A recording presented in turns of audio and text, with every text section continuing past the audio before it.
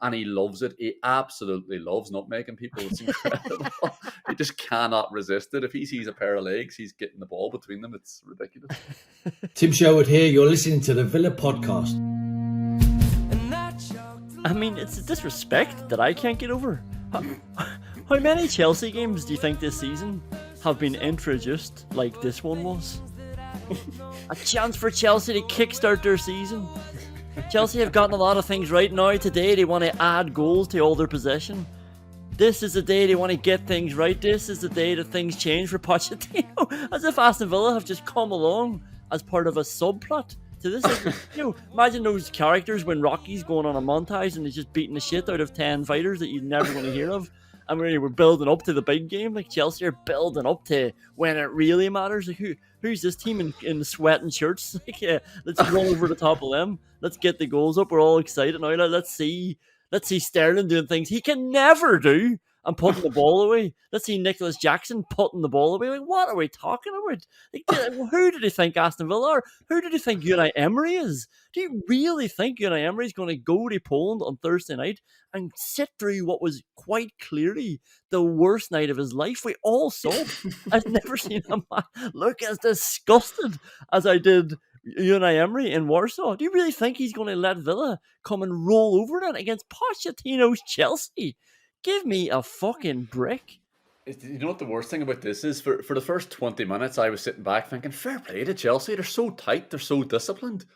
And then I awakened from my fucking slumber or recovered from the concussion I must have had and realised, why the fuck am I praising Chelsea for setting up like a Tony Pulis side?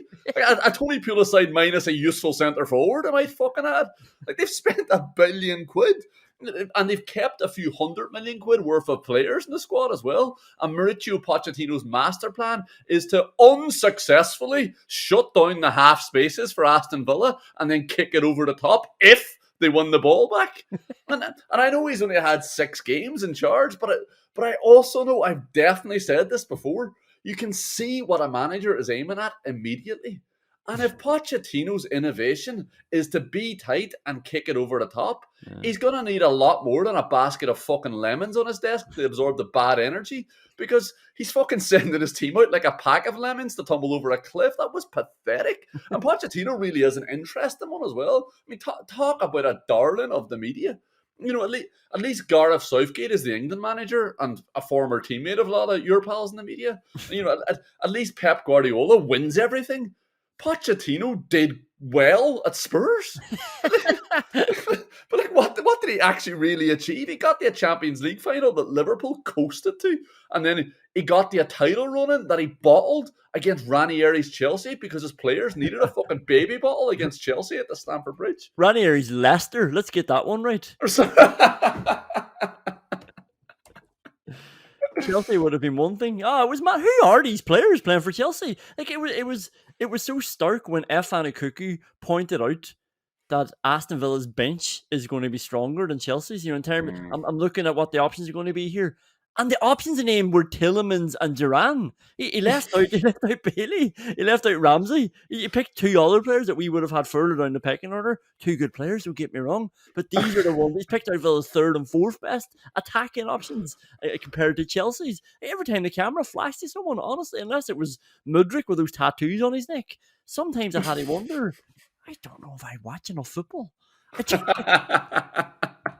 Like, if we ever needed an indication of how insane the transfer market has become, the 3 most expensive wingers in the Premier League, other than Grealish, are Anthony, Sancho, and Mudryk. I wouldn't go near any of them. Leon Bailey is better than them. And like, you know how fucking difficult that is for me to say with any player after Leon Bailey. Leon Bailey is better than those 3 wingers. This lad Mudryk. I mean, Efan Ekuku has obviously never seen him play before. The excitement he showed whenever he picked up the ball. Like, I've seen more coherent dribbling during a Gary Neville interview. Like, what a waste of space he is.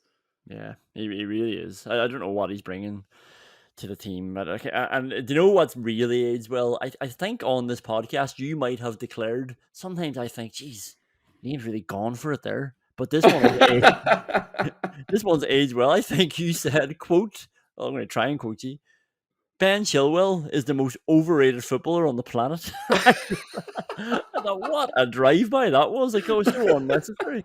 And he seemed fine to me, but like, what is he? What's he doing not playing in this team? Why is Gusto playing ahead of him? I know they're different sides of the team, but how can he sit back and watch this happen?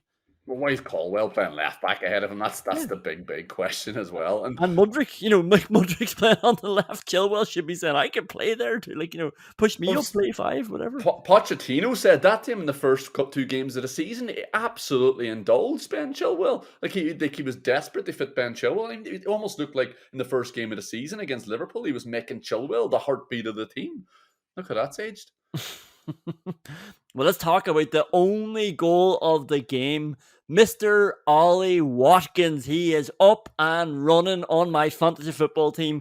Kept the faith of him every 6 games. Ollie Watkins is going to fucking deliver for me, and I'm delighted that I did. But this goal all started with Pau Torres as defending. Ben Chilwell actually got forward pretty well.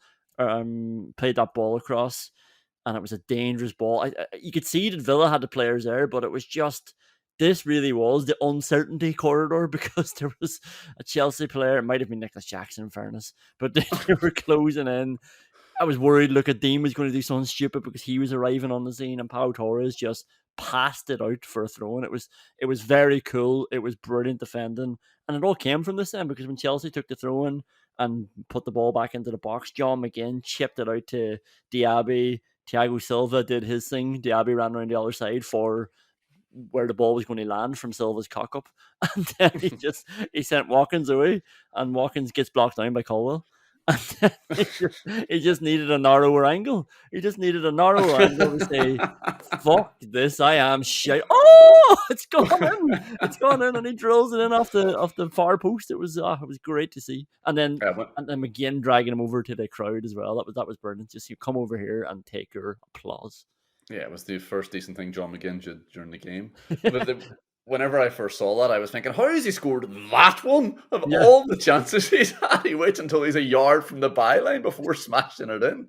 But then when you see the replay, Sanchez has jumped over the ball. I know. I didn't really want to talk about that element. But we have to, because Caldwell's reaction is amazing. He's fucking raging. And you can see him say to Sanchez, I've chased this lad 60 yards. I've blocked his first shot, got back up and forced him into a position where the only place he can now shoot on target is directly at you. Like all you have to do to save that shot is exist, and you couldn't even do that. Like, I'm pretty intense lip reading for me, but I'm pretty sure that's what he says in a very short period of time. But I actually think that goal summed up, just to go back to the start, John McGinn's performance. He just clips the ball to Silva. You said he passed the ball to Diaby. Did he fuck? He passes it to Silva, who's about 40 yards out. But luckily, he takes a touch like a 40-year-old, and Diaby absolutely punishes him. Chelsea did have the ball in the net at one stage as well. It just annoyed me because I'm giving praise to Pau Torres there, right? This started with Zaniolo giving it away on the left, and Nicodeme was away past him. So it was just such a ropey place to give the ball away. It's passed it into the right back position. Maybe Gusto was there at that stage, and then Zaniolo doesn't cover back into left back, and Torres knows there's already a man over there, but he's sort of happy to double mark Jackson inside with Konsa.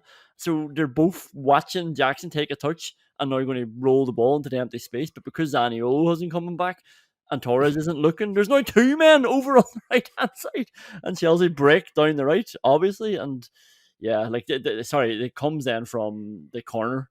Of course, it comes from the corner, but John McGinn did do his one amazing thing in that game. He recovered that situation really well, where the ball got played in from the right hand side, and it was McGinn that intercepted and conceded the corner that we conceded from.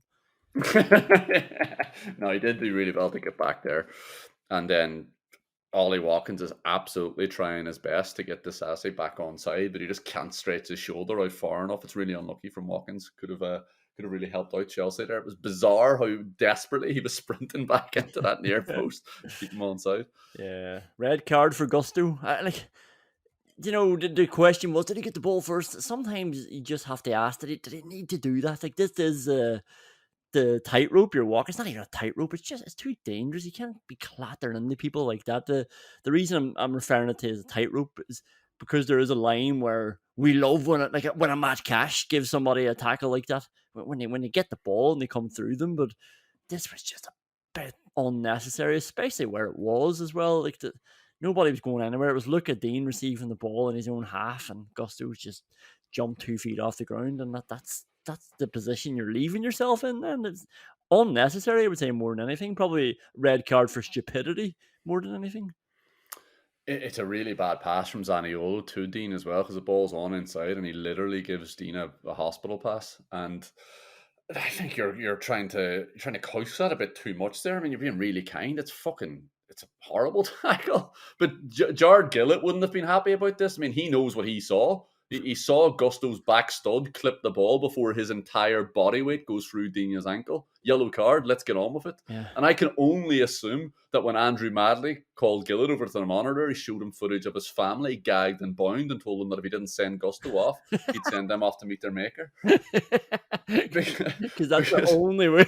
It's the only possible way. And when I heard Efan Akuku's reaction, who was obviously watching the replay before they showed us, I was thinking, brilliant, he's gone. He must be sent off if that's Kuku's reaction. And then the camera pans back to Jared Gillett, and you're thinking, for fuck's sake, there's going to be a close shave for Chelsea. That was an annoying habit of Kuku's. Don't think it was his fault. Maybe he just wasn't aware. Maybe he needs help in this department. But he was obviously watching a lot of replays that we weren't privy to. And he was commentating on them as they were happening, and it's like, we're not seeing this. We're seeing, Pochettino talking to someone. Just describe it a bit better, or don't. Just he's reacting to. It's like, you're on the phone to someone and they're reacting to someone that they're watching, and you're like, are you even listening to me? Let's leave it there. We'll take a quick break, and we're going to come back with WhatsApp wins. What a day! What a win! Couple of fines to go through first and foremost. The old classic, Douglas Luiz played the ball. They're trying to find Luca Dean. It's always poor Luca Dean hit it straight out of play. And this was just after he ran into 3 players as well. He just had a ropey 1 minute, and that one led to the Casado shot when Douglas Luiz just decided to go on a glory run. Although he actually did go on a beautiful, not a glory run, but he just took it round 3 Chelsea players every different way. He pretended to go back and then came forward, put the ball in their studs and pulled it back, went forward, went another direction. It was like, I was actually looking at this. This was in the centre circle thinking, this boy could actually just go the whole way up the pitch doing this to people. I'm starting to judge him for not doing it more often. Yeah, that was an incredible piece of skill. And I think it really summed up how good our midfield was, because I think it was Kamara had just tracked back and poked the ball out from around the corner from Sterling, I think it was, and then Douglas Luiz does that in the middle, and he actually sends Zaniolo away, who manages to dribble inside and nutmeg somebody and pulls the ball back, not very successfully, but it was just an absolutely lovely image of what our midfield could be in the future. Yeah, Douglas Luiz and Kamara were amazing, but we'll come back to that. The ball that he gave away to Casado actually when he ran into trouble, and it led to the shot, the most tame shot I've ever seen, led to the worst bit of commentary I've ever seen. Either side of Martinez, that might have caused a problem. Yes, that is the point. Immediately before that, I was like, Casado, let's fly! As the ball is like, she got that whole sentence out before the ball left the foot and got to Martinez. Yeah, either side it might have been a problem, and then either side and it had gone further away than his reach, that really would have been a problem then as well. Emi Martinez gets a fine as well, just trying to play it out to right back and hitting it out of play. So we'll come back to him, I think, maybe in the what the fuck award. Who knows? But the first WhatsApp whinge is John McGinn stuck in the mud. He looked a bit lethargic today. He was standing a lot. He was getting caught on his heels when players were passing the ball to him. He was slow with his reactions. He was doing that thing again where he doesn't move on the ball. Classic example was the goal that we got where, he got the ball to the box with space, but he's like I said, he played it out to Diaby, played it out in that direction, and it was just, he wasn't moving on it. And there was one he just tossed into the right back area, Chelsea's right back area, standing on the ball about 35 yards out, nice angle, options, and he just kicked it like to nobody. There was nobody there. It was like, who are you even trying to pick right there? He's standing over the ball, just kicking it away. And like, I feel like even when he was pressing, his head knew what would be good. You know, it was like, oh yeah, I could step in here. He was still being smart of where he should go, but it was just too slow. Like John McGinn's effort, it wasn't like it wasn't there. It was just leggy. He was doing everything slowly. Everything was delayed. It's not even like I'm not even coming down on him too hard. I definitely would have taken him off very early. But sometimes your body just isn't right for a game, especially when you're playing midweek. So I don't know. It just looked like he was heavy out there mentally and physically today. Yeah, I mean, his body wasn't moving quickly enough. The chemicals between his synapses weren't moving quickly enough either. I mean, he couldn't think at all. He was dreadful in and out of possession. I thought he couldn't get on the ball, and anytime he did, I was thankful that he couldn't get on the fucking ball more often because he was terrible. Great interception at the end of the half, but other than that, Jesus, a really forgetful day for John McGinn. Yeah. There's another element to John McGinn that I was thinking about. Do you remember the Newcastle game where we hammered him at the end of last season? And he bullied Dan Burn. Of Hmm. all the people in the league, right? He's the you would start with Dan Burn and work your way down, thinking like I'll have to build up to the boss at the end of the level. Dan Burn is that guy. If I'm going to be able to take goal kicks down against anybody, like Dan Burn is the ultimate challenge. And and he fucking put him in his box so easily. Why don't we do this all the time? Like what John McGinn proved that he can do it against the most difficult opponent, taking these long balls, holding them off, taking the ball down. And Martinez usually gives it away anyway when he's playing it long. So why is he not just always hitting John McGinn? Why aren't we using that tactic more often? It's strange. Because we were using the tactic, not enough either, but we were using it as well. But we were playing it into Zaniolo, and Zaniolo did quite well. But he's never as convincing as John McGinn. Whenever the ball's getting played up to him, he just looks. It always looks like he might lose the ball, and that's partly because of his languid style. It's partly because of how long his legs in. So he's trying to entice people in to win the ball back. But it never looks as solid as John McGinn. He doesn't have the same low center of gravity given to John McGinn because of his arse, so it just doesn't look as tight. But I don't know why we were hitting that ball to Zaniolo so often and refusing it into John McGinn. It was strange. I really like Zaniolo. Just gonna say it. I like him. I like his makeup. He is strong. He's a strong boy. You know, it's all about physicality for me, and he's solid. Like I feel like he can play him any ball. He can nudge people off the ball. He's a good bit of stuff, isn't he? Like, if you're going to describe somebody as a good bit of stuff, he is a good bit of stuff. It's a lot of raw traits so far in his first few Aston Villa games, but I don't know. I think I can get on board the Zaniolo train. Yeah, I don't want to skip ahead to the Paul Merson. Oh, that's just filthy award. But Oh, there the was a moment, nutmeg. the nutmeg, but it wasn't just the nutmeg. It was the strength immediately. He just nudges somebody out of the way, like as if they're not there. Just palms them off with his left arm, goes past them, and then someone else comes back in, thinks leave my friend alone, and he just rolls the ball between his legs. Plays a dreadful ball to John McGinn immediately after that. I think John McGinn recycles it, and Cash ends up getting in and plays a nothing pass across the edge of the box. But just that moment, and he loves it. He absolutely loves nutmegging people. It's incredible. He just cannot resist it. If he sees a pair of legs, he's getting the ball between them. It's ridiculous. The second WhatsApp whinge. Matt Cash has to stop this. Like, honestly, I think Matt Cash scoring goals. We've been here before. I think Matt Cash scoring a goal is the worst thing that can happen to Matt Cash because he Yeah. spends the next 10 games. And Matt Cash has been really good the last few games, but every time he gets within any sort of shooting range, he is shooting. And you can tell, like Watkins, especially, and you might think, who's he to complain about anything? Like, what's he going to do if we play it to him? But Jesus is just shooting all the time. All the time. Yeah, there was one from the corner of the box that Yeah. he lined up for about fucking 3 seconds and then drilled it straight at the goalkeeper, like about a foot off the ground. Keeper bent down, caught it in the stomach, and even if you strike the ball as well as Matty Cash thinks he can, you don't shoot from there. It was absolutely ridiculous. There were two players in the box at the back post, and Matt Cash can't hit the ball as well as Matty Cash thinks that he can. So we should refuse that option a lot more than he fucking does. Yeah. The third WhatsApp whinge. What planet is Jared Gillett on? He blew it up. Like he added 3 minutes at the start of the first half, and he blew it up before 2 minutes were gone in injury time. And in that 2 minutes, he was talking to Luca Dean for ages, and Martinez was standing over a goal kick for ages. So we didn't even get to play any of those 2 minutes that were played. He obviously just made a mistake. He saw his little hand go to 12 on his watch. I thought, yeah, that's the minute up, and then realised he was a minute early, and then he adds 11 minutes. 11 minutes. Where the fuck did that come from? Like, Chelsea fans were gone. They were well beaten. They didn't want to sit through another 11 minutes of this. That was a procession.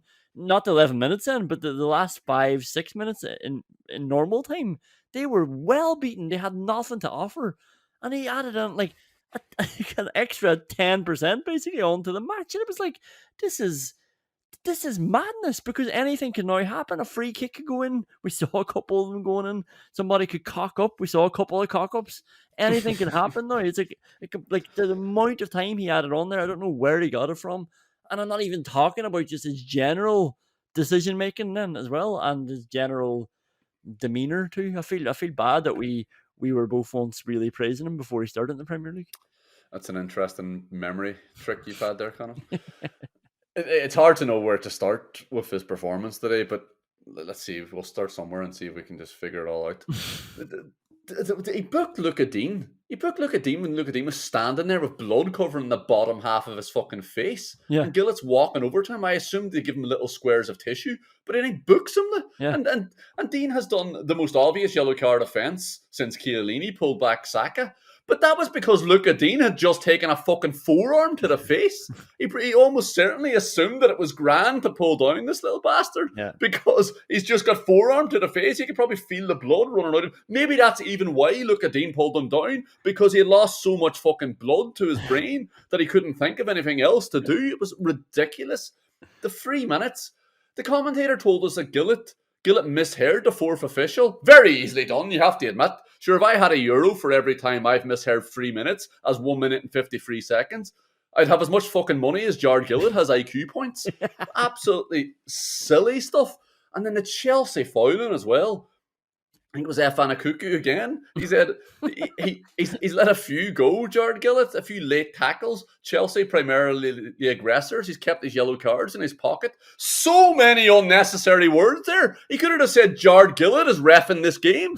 And then the creme de la creme at the end, the fucking piece de la resistance is fucking Chilwell getting a booking while Aston Villa have 2-on-1 situation, pouring down their goals. And Jared Gillett's behind it all, watching it. Yeah. And as soon as Tielemans comes over to complain to him, he just starts saying, I know. What do you know? You know you should have played on. You should have known that beforehand. How have you only figured this out now? The ball has been kicked to Leon Bailey. Why have you blown up? I know Chilwell absolutely deserves a booking. He deserves a slap as well, but that's neither here nor there. Like, he's got Leon Bailey is 2-on-1 now, and I think it's Thiago Silva that's got 2 men running at him. Jesus Christ! Yeah, that's like decisions are always one thing. Not being able to keep time properly is another thing, and then it's the demeanor is the other. Like, it's the arrogance with which he's holding himself throughout that game, and the confidence that he has when he's making terrible decisions. It's crazy. And like, you would like to think that Howard Webb has now set a precedent of sitting these boys out when they have awful matches. Like somebody like him does just need his wings clipped a little bit. He's gotten a lot of praise, mostly from us two as well. He's been bigged up. He's been welcomed in as the savior. And now his ego's out of control a little bit, and like he needs sobering up. He needs to know that, Jared, you're actually very, very human. As it turns out, you're the one who's actually the worst so far that I've seen in 6 games. Yeah, and look, he's moved on a lot since one half of this podcast was demanding the Premier League fly him over first class from Australia to get him in because he's the best referee in the world. But like, he at no point either did he decide to have a chat with his assistant referees. Yeah, and, the commentator told us whenever there's a doubt, the assistants are told to keep their flags down. Chelsea were offside 10 times today. There was only one of them that was doubtful, that was tight, but that was fucking Raheem Sterling. Just put your flag up and let's get on with the game. It actually would have benefited Chelsea because Konsa would have been standing over a free kick as opposed to Emi Martinez having the ball for the next 3 minutes. That's the rule that you love, though. You love when the linesmen keep their flags down and abide by this new rule that we have. I absolutely love whenever they keep their flags down, whenever there's a question about whether or not it's offside. There was no question at any stage that Nicholas Jackson was offside. He played the whole game in the offside position. Okay, let's leave WhatsApp wins there. We've got a lot of awards to hand out and a lot of celebrating to do. We'll see after this. This is Paul McGrath. You're listening to the Villa Podcast. Sherwood gets the job. England go to the World Cup, lose to Belgium in the group, beat Colombia, beat Sweden. Do they beat Croatia? I know you think they do. I know you think that Tim Sherwood beats Croatia. Dean Smith is a roller coaster fan. Dean Smith has never met a woman that he fancied and didn't tell her. I feel like I have to explain to her. I do enjoy supporting Aston Villa.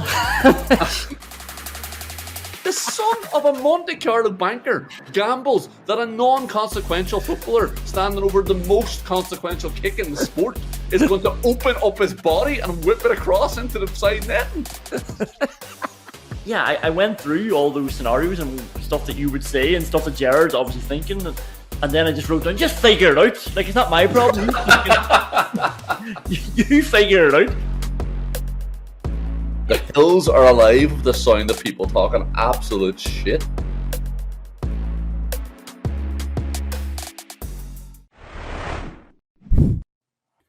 The Ashley Westwood, he was playing award is a story of redemption this week. Because the only man I had written down is the man that I think had one touch in the first half is Ollie Watkins. Not all his fault, but I'm sure his first touch came in the 30th minute. I am convinced of that. And it was actually, had he go and win the ball back himself. Lovely interception around a left back spot for Aston Villa. And then he just charges down the left wing on his own, does really well, gets it inside. The ball switched across, ends up with Matt Cash, space at the edge of the box, and we know what happens then. And then that was Ollie Watkins trying to get himself into the game. And I think I was probably looking at him a bit more, not through a fantasy football prism. I noticed what you're thinking. But just because he hasn't scored that much and you want to see him getting confidence, you want to see him being involved. But the reality is the way Villa were setting up as well, they were being really tight. They were working really hard. They didn't have that much of the ball in the first half, especially the first 30 minutes. But he worked his way in and he got his goal. So actually, I want to just celebrate Ollie Watkins right now. Yeah, one person who definitely isn't going to be nominated for the Ashley Westwood Award, because I'm about to mention him again, is Efan Akuku, because it was about it was about the 20th minute whenever he just mentioned Ollie Watkins, and I actually thought, he was playing. I actually had genuinely forgotten that Ollie Watkins existed because he just wasn't in the game at all. You're absolutely right, and he was rightly nominated, or should rightly be nominated, for his first half display. Like you said, not all his fault. Villa didn't do a great job of counteracting what Chelsea weren't doing, which was setting up like a team who wanted to win a football match. And once he did get that goal, once he did get that little squirt of confidence, he was really good for the next 10 minutes as well. He almost reverted back into the classic Ollie Watkins, where he was pressing people, he was hurrying, he was closing people down.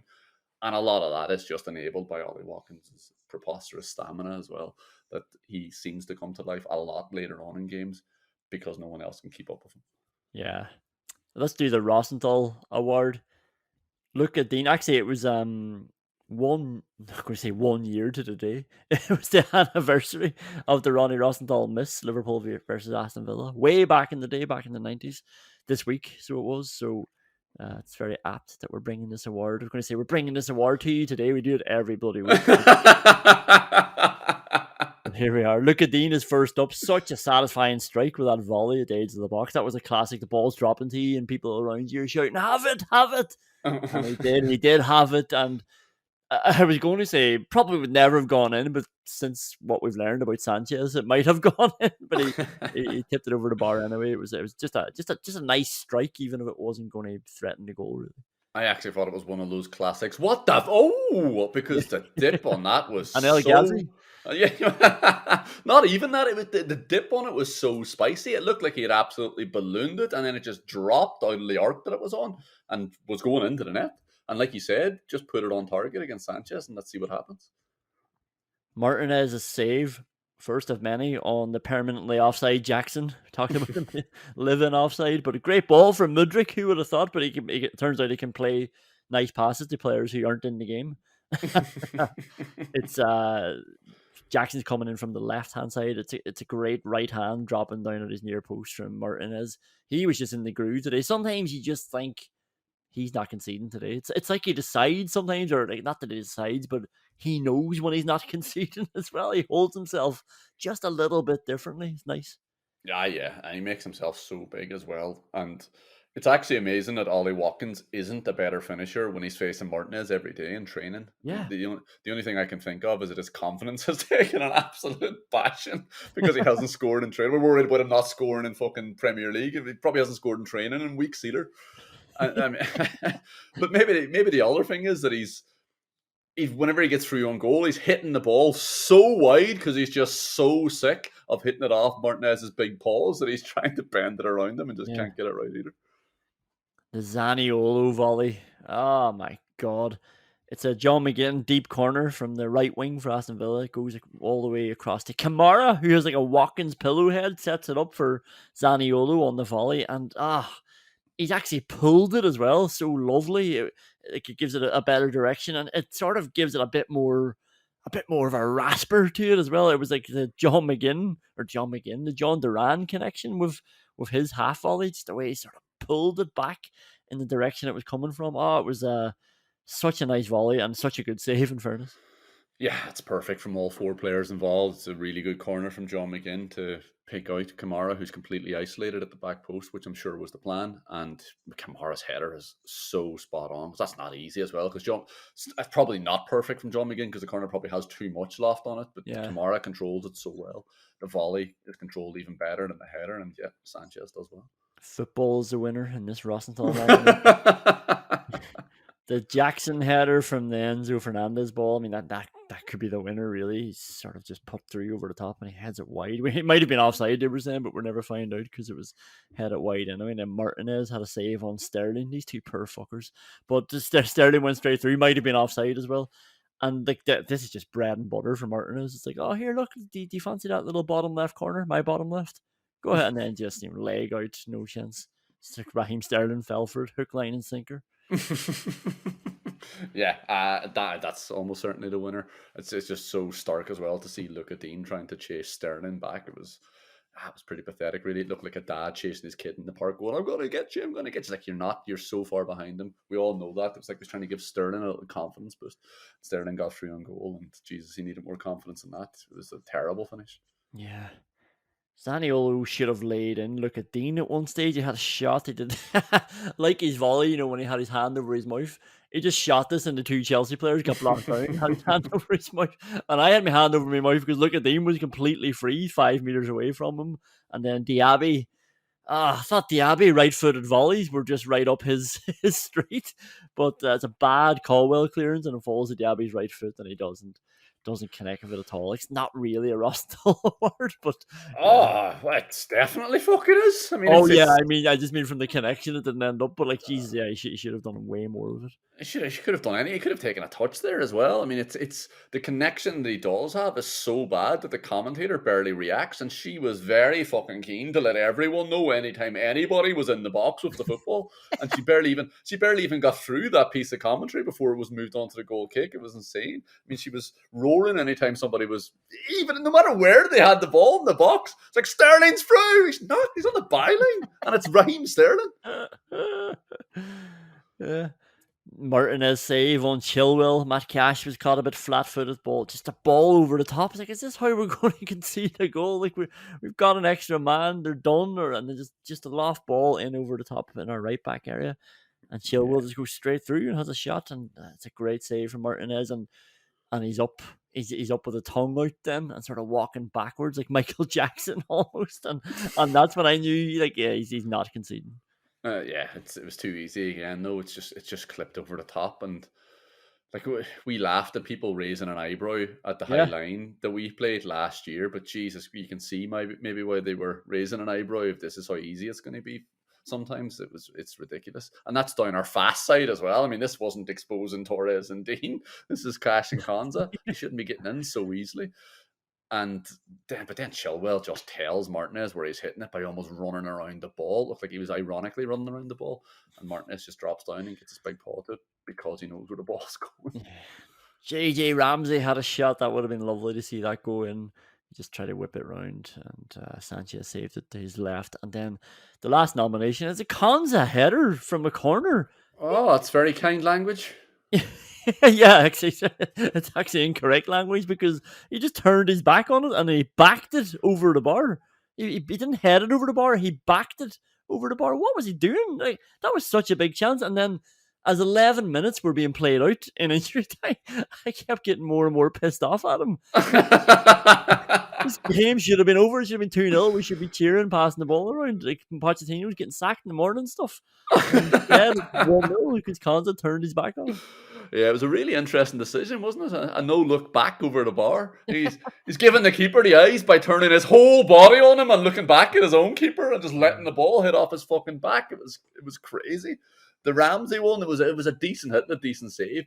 But Leon Bailey gets very fucking unlucky with his dribble there because he was free on goal himself. But then he gets really lucky with his laziness. I think Cash nips in and wins it back. And because Bailey hasn't bothered his fucking hoop in getting back, the ball just pops out to him. And all of a sudden he's through. And he does really well then to pick out Ramsey. And yeah, Ramsey's shot is decent.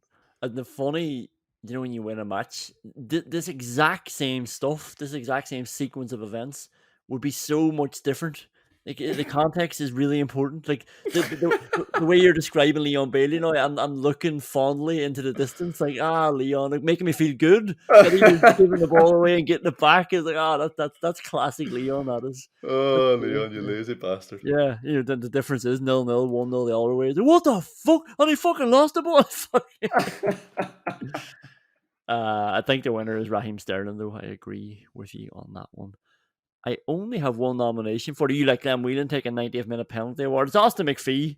Again, there's no criticism here of Unai Emery for today's match. It's the low corners into the front post. What's going on here? Like, I don't mind those front post corners where we try to flick it on with our heads, but Douglas Luiz twice is just drilling one into someone's ankles at the near post. I don't know what they're expecting to come of this. It's hard to understand because it has to either be a mishit from Douglas Luiz. Sorry, it has to be a mishit from Douglas Luiz because that can't be the plan. I mean, what's harder to believe, that that's actually the plan, or that Douglas Luiz is mishitting the ball twice like that? We know he doesn't do that, and we do know that Austin McPhee comes up with bonkers ideas. So maybe it is actually the plan. Maybe Austin McPhee has decided that this is a route to goal, hoping that our centre half can flick the ball on with his bad foot from 3 inches from the byline and 6 yards past the post. Crazy setup. Absolutely ridiculous. Glenn Whelan Award. I think we could probably nominate our use of space as well. I mean, I thought we were set up fine, but I think we should be better in that Chelsea team. They were absolutely useless, and I know they were in a tight setup, but I think their players were nowhere near aggressive enough, and they allowed us to get on the ball in this very spaces they were trying to prevent us from getting it, and then that allowed us to have a platform and free up even more time and space in the areas they wanted us to have it. And Zaniolo and Dougie did really well in getting onto the ball, and they drew the Chelsea players, which is what Chelsea wanted, but it should have been what we wanted as well, because Chelsea didn't control that trap, and they thought they were setting a trap for us, and they were just piling out. Piling out is the wrong language. They were stumbling out 4 players surrounding Zaniolo or Dougie, and then we just had 3 players free because of that, because they were doing this and nowhere near aggressive enough to do the defensive setup that they thought they were doing. Yeah. The Peter Enkelman What the Fuck Award. I've got 3 nominations. Pau Torres to Mudryk in the first half. I mean, even turning onto his right foot, he looked awkward. Before he even started moving with the ball on that side, it just looked wrong. It looked like he was glitching. And then I'm not sure why then he decided to try and spray a pass over 2 Chelsea players in our box with his right foot. And like, It went to the right man, fell to Mudryk, nothing happened. Yeah, we can add right foot to the list of things that Pau Torres doesn't have. Or maybe that just explains why his left foot is so good. I mean, he's waited until he was 26 before attempting to kick a ball with his right foot. And then Emi Martinez got blocked down by Jackson. He's actually lucky. He just delayed. He held on to the ball. It's funny. The look at Dean past him. I don't know what it was about it. That made me a bit like, ugh. And I don't know why. It wasn't the direction. There was enough weight on it. Maybe just Martinez was in a weird position to receive the ball anyway. He was sort of standing where he would take a goal kick. It was, I didn't like it. And Martinez delayed on the ball, and actually good that he got blocked down and we got a goal kick from it in the end, because it was just another shite pass going into the stands. Yeah, I've suggested we'll definitely concede from Martinez's casualness, and hopefully this was the cock-up. There's no better centre forward than Nicholas Jackson to get it out of the way with. But yeah, it was really bad. It wasn't a great pass from Dean, but it's on. It's on if you can think about the next pass for Martinez. I mean, I wouldn't bother playing that because Chelsea had closed down the space there. I mean, Martinez's pass to Konsa isn't on, and his pass to Cash isn't on because Martinez can't complete that pass. So I would have thought about something else if I was Lucadine. Yeah. And then Douglas Luiz rolled back the years of one of those blind first-time dinks to the left wing where he's back to the pitch. 80th minute. I don't need Douglas Luiz doing this when there's 21 more minutes to go. By the way, but I think the winner is probably Pau Torres. He gives the ball to Mudryk at the edge of the box. There's nobody near him, but he just took a shit touch into Martinez.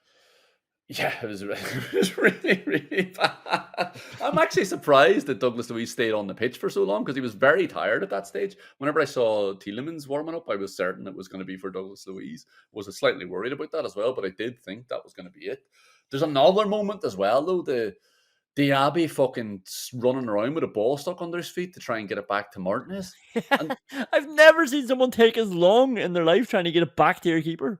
Such a bad fucking idea as well, though, because he refuses a pass forward around the corner into I think it's McGinn, and then he turns it down because of a bit of pressure from Chelsea, and he plays it back, and he takes his fucking time about it. So their press is now able to move 30 yards further up the pitch, and they all know what he's trying to do as well. I mean, if someone is being aggressive in the press, that's when you have to stand up. Like you have to be aggressive in your passing. Then I mean, this is what Pochettino has worked on all week in his office, Connor, with his fucking basket of lemons, pressing. Like, don't let him make lemonade. Like, you have to be brave there. You have to play through it. Alternatively, if you're going to play it back to Martinez, fucking play it back to him. Yeah. And then Martinez ends up floating the ball over Cash's head, like I just referenced, which is probably a good thing because Cash had 3 men around them by the time Martinez was able to kick it out because Chelsea were able so easily to press further up the pitch because of Diaby.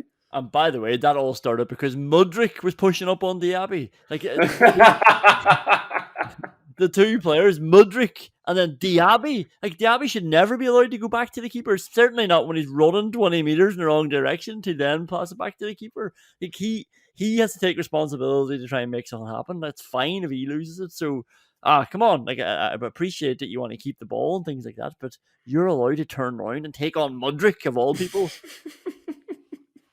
Anyway, the Emi Martinez, is Ronaldo not hitting its shithousery award? It has to go to Emi Martinez again. Kicking that free kick off Jackson. He knew what he was doing. Jackson is stupid. This must be a record. This Chelsea striker is prolific. He's got 5 and 6 games. 5 yellow cards in 6 games. This is like stats that are off the chart. You would have thought this for a 22-year-old. And he's just standing in front of Emi Martinez. What's he doing? Villa are winning. He needs to get out of the way. It's exactly what Emi Martinez wants. But Emi Martinez also has levels. He's got depth. He's not just about standing and not playing the ball. He'll play it off. Oh, he can play the ball quickly enough whenever someone's standing directly in front of him. When he knows somebody can get a suspension, here you go. Bang. He's played 6 games and he's suspended already. I wouldn't be surprised if Pochettino told Jackson to do that, fully in the knowledge that he was on 4 yellow cards and making sure that he didn't have to pick him for the next game out. And then the final award before we get on to the Weimann meter is the John Gregory, if I had a gun, I would have shot him quote of the week. It's actually a hashtag UTV addiction quote of the week. It is the boss, Unai Emery, and only a win like this away to Chelsea after a bad result as well. This is when Unai Emery comes to life, and he comes to life on his Instagram page. If you're not following him, it's Unai Emery _. Also follow the Villa podcast if you do go there. But you should definitely be getting on his Instagram page, and he's put up a picture of himself. He's put up 2 pictures. Like, this is lovely. Unai Emery, one of the greatest managers in the world, and not even being jaundiced, there he is. He's put up a picture of the scoreline, from the scoreboard in the stadium. It says Chelsea 0, Aston Villa 1. That's the second picture. The first picture is Unai Emery on the bus home, laptop out in front of him, getting back to work, and he's got the Newcastle game on another screen there as well. And he's just working again. He's just doing what he does. He's getting back to work. He's got a match on Wednesday, for fuck's sake. And his caption, his quote, the award winner for this week: coming back home, enjoying the way, and happy for the players and our fans. Thank you for coming and for the unconditional support. Like a family, we are grateful to you. I'm proud to be representing our club. Winning or losing, we must be together. See you on Wednesday at Villa Park. New challenges are coming. Keep going, and up the Villa. Yeah, it's almost like the lads decided to pick Unai Emery as the next boss, knowing that you were an Aston Villa fan. I mean, he couldn't have been more handpicked for you and your predilection and love of, slightly sugary language, let's say. Slightly sugary, rocky type language. Never mind the fact that he's a brilliant manager. Everything else about Unai Emery suits you so well. And I love it, Conan. It warms my heart knowing that your heart's warmed by every little inane Instagram post this man might put up. Let's do the Vyman meter. Let's do a very happy Vyman meter going up. Unai Emery's Instagram follower count. After we've just given him a plug on the Villa podcast, going up. Maybe Austin McPhee's going up because only one of our corners that we were defending ended up in the net. I actually wrote this down initially. Corner that didn't lead to a free header. No, it did lead to a handball on Kamara. We got away with it. And the ball got cleared. And it was like, Jesus, look at this. There's another one that Zaniolo just had it clear. Oh my God, we can do it. We can do it. No fuss corners. I'm all for it. Let's give this positive reinforcement. Yeah, absolutely. It was a corner that bounced across our box, though, the one that hit off Kamara's hand, and really liked that. I mean, that just happened to be the fact that Chelsea didn't bother putting anybody onto the penalty spot. Going up, Kamara is going up. I thought he was brilliant. I don't know if you remember, just a nudge on Jackson, just ran back, brilliant. Pushed him out of the way and turned around and ran forward again. How depressing is that? This is the Chelsea Football Club centre forward. This is the club who have embarked on transfer spend like no other. This is the team that they've headhunted to lead this revolution under a manager who's going to lead the revolution.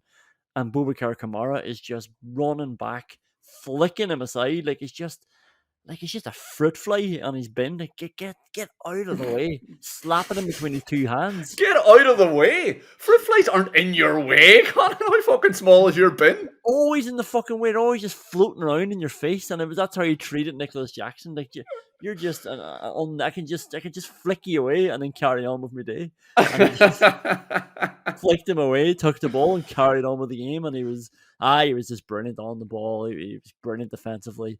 And it's good to see because obviously he was a bit pissed off getting brought off against Crystal Palace. So it's good to see him just coming back and dominating the match. Yeah, and that one against Jackson was so stark as well because he ran past John McGinn, who had spent the previous 2 seconds trying to clip Jackson's ankles instead of just fucking taking the ball off him. So strange. Summed up John McGinn's performance. Also summed up why we were desperate for about a year and a half to get John McGinn out of the fucking number 6 position and sign someone like Boubacar Kamara to replace him. And there was a moment as well where he was having such a good half. Villa won the ball back. Douglas Luiz plays a pretty fucking spicy ball into his feet.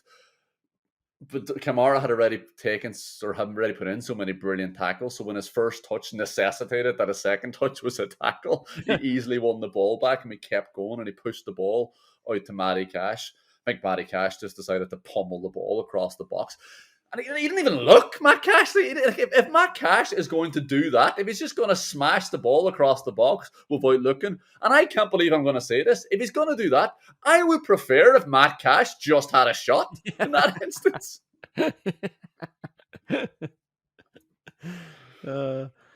Going up, Emi Martinez, a lot of big saves, big reason why we won away at Chelsea. Going up, and he's probably the one going up most in the last few weeks, but it's Ezri Konsa. Again, I think he's just been absolutely brilliant. Take away the goal that he should have scored with his back, or maybe he should have just used his head.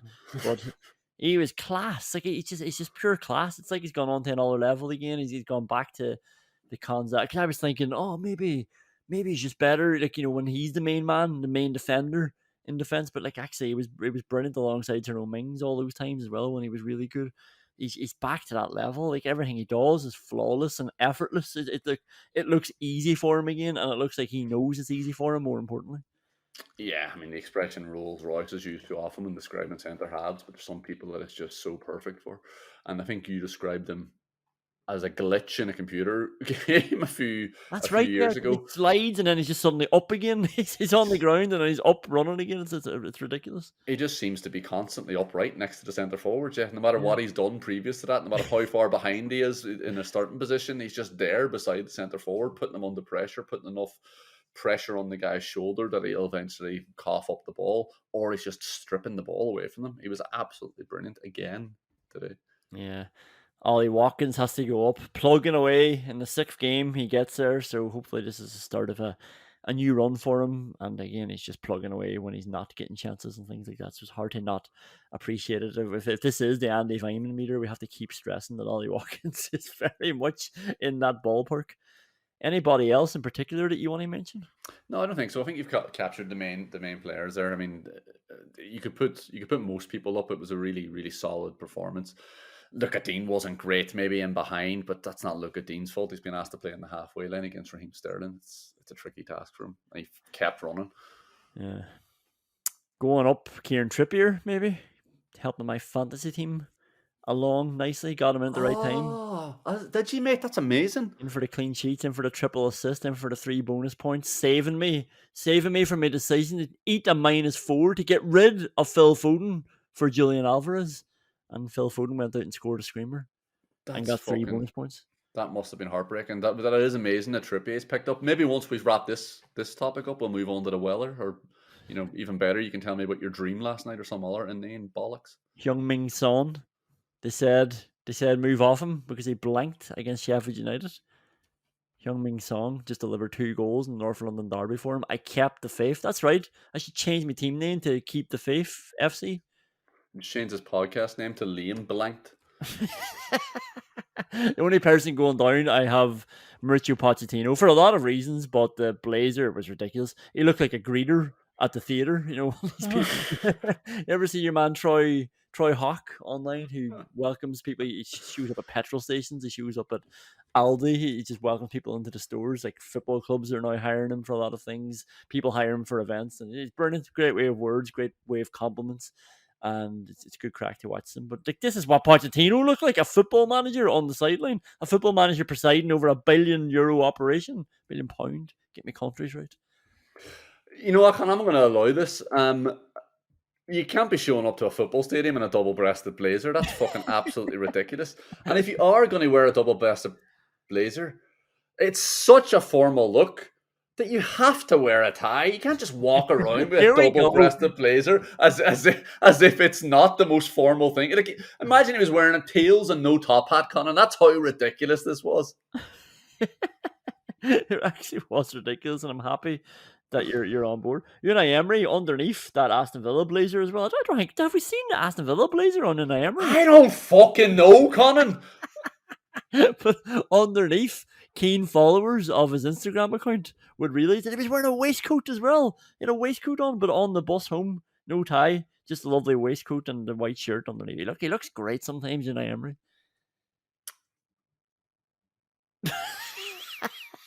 I thought that was a pause to say something.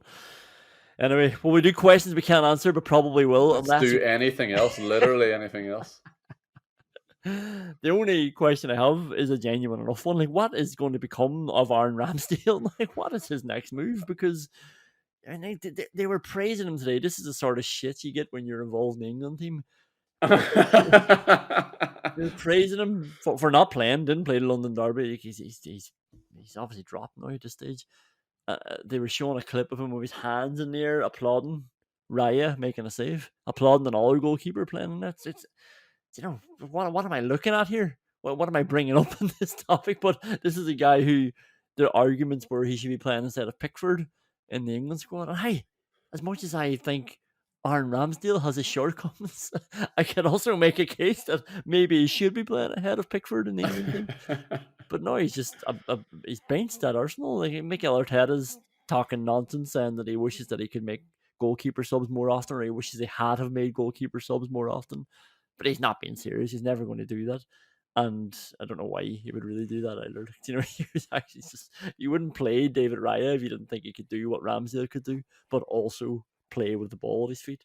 Like this boy's become, very suddenly, he's become surplus to requirements. And yeah, I don't know what his next move is really. And it's ironic just because it was him that was he giving it the big time in the Arsenal Man United game? He was slagging off Onana and he was mimicking him. Jeez, a week later he's not even playing anymore. Like it's sort of life comes at you fast. Yeah, I mean, it looked like he was mocking Brendan Rodgers. I mean, the clap was the clap is about as convincing as a Jordan Pickford thumbs up as well. We all know what he's doing there. He's in the stadium. He knows that these matches are broadcast, so he feels like he has to clap, and that's why he's clapping like an absolute idiot. And you just mentioned they're playing with a ball with his feet as well. The most frustrating thing here is that Arsenal fans would have told you that he can play with the ball on his feet, and that was all based on the fact, much like Jordan Pickford, he can kick the ball long. It was like whenever Man United thought Wayne Rooney could play centre midfield because he could strike the ball fairly hard. As they knowing when to strike it fairly hard is the fucking key to being able to play midfield. But Aaron Ramsdale getting dropped, I feel like this is like the time you asked me that I want to complete a victory lap after Matt Targett was dropped before Christmas for Newcastle after he made the transfer, and Newcastle fans were giving it the biggin because they took our second best left back, and he turned out he wasn't as good a left back as a 6'6" shit centre back. But Aaron Ramsdale was never a top-class goalkeeper. He was never a big goalkeeper. Big goalkeepers, top-class goalkeepers don't make you go, oh, Jesus Christ, at least once a game. Top-class goalkeepers know where their near post is, for fuck's sake. They have a general understanding of their place in time and space. I mean, Ramsdale does a more convincing impression of Matt LeBlanc than he does of a professional goalkeeper. The lad's shite, and it's incredible that he's lasted this long. Yeah. Any more questions you can answer throughout the weeks and throughout the games and things like that, just send them on as well. The Villa Podcast on Twitter. We're on Gmail as well. If you want to reach out on email, thevillapodcast@gmail.com. Always good to hear your thoughts. I'm always, like, every time I think of a nice topic to talk about here, I can't get away from United. There's always something really fun to talk about with United and really genuine to talk about. It's not like you're stretching for a conversation point, but a lot of the time I'm like, there'll be plenty more opportunities to talk about. Let's just try and save it for at least another week. So yeah, we probably will talk about it next week. But anything you do think of along the way, don't be afraid to send them on. Always appreciate hearing from you. And I always appreciate Unai Emery getting Aston Villa back on track, as John McGinn would say on his Instagram account, John McGinn7, if you want to follow him over there. Huge effort. Huge effort from the boys after a rubbish midweek. That is right. It was a rubbish midweek, but it was a brilliant day. Thought he was going to say huge effort from the boys after a rubbish performance from me. Always appreciate your effort though, John, and I always appreciate everybody listening, and I always appreciate a big victory away to Chelsea. Turns out we can play against some bigger teams and not get absolutely hammered, so the season is not dead just yet. Thanks very much for listening, and we'll chat to you on Wednesday.